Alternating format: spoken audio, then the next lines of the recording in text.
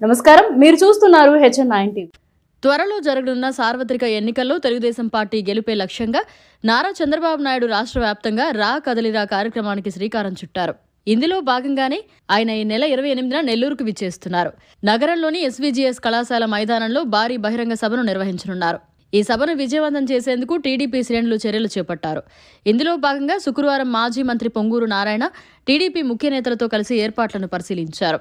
మాజీ మంత్రి సోమిరెడ్డి చంద్రమోహన్ రెడ్డి, జిల్లా అధ్యక్షులు అబ్దుల్ అజీజ్, రూరల్ ఎమ్మెల్యే కోటంరెడ్డి శ్రీధర్ రెడ్డి, రాష్ట్ర ప్రధాన కార్యదర్శి కోటంరెడ్డి శ్రీనివాసులరెడ్డి, మాజీ మున్సిపల్ చైర్పర్సన్ తాళ్లపాక అనురాధ, నగర అధ్యక్షుడు మామిడాల మధు, రాష్ట్ర కార్యవర్గ సభ్యులు రాజానాయుడు, జిల్లా ప్రధాన కార్యదర్శి చేజర్ల వెంకటేశ్వర్రెడ్డి, జిల్లా నాయకులు వేమిరెడ్డి పట్టాభిరామిరెడ్డి, మాలేపాటి సుబ్బనాయుడు, పనబాక కృష్ణయ్య, మాజీ జెడ్పీటీసీ విజేతారెడ్డి, పార్లమెంటు మహిళా అధ్యక్షురాలు పనబాక భూలక్ష్మిలతో కలిసి ఆయన సభా ప్రాంగణాన్ని సందర్శించారు.